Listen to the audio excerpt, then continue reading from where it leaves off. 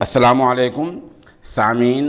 22 सफ़रुल मुज़फ़्फ़र की तारीख़ शुरू हो चुकी है। 19 सितंबर है। सोशल इंडिया न्यूज़ में आपका खैर मक़दम है।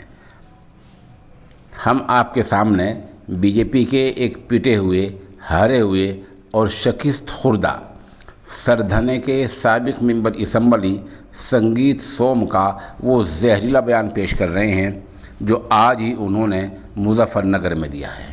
इस खबर के लिए सहाफ़ी रिजवान अंसारी हमारे राब्ते में हैं। उन्होंने यह बयान हमें भेजा है।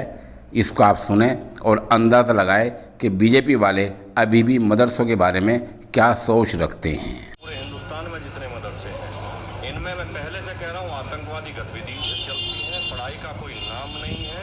और इनके जितने मौलाना इन मदरसों में बैठे हैं, इनकी जांच हो जाए तो इनके आधों के आतंकियों से संबंध निकलेंगे। इनकी जमीनों की जांच हो जाए तो 90% जमीन सरकारी कब्जा के इन्होंने मदरसे बना रखे हैं। हर हालत में सरकारी जमीन खाली होनी चाहिए और जितने इस तरीके के मदरसे, अवैध मदरसे जिनमें आतंकवादी गतिविधि चल रही है, ये बंद होने चाहिए। मैं पहले से कहता हूँ।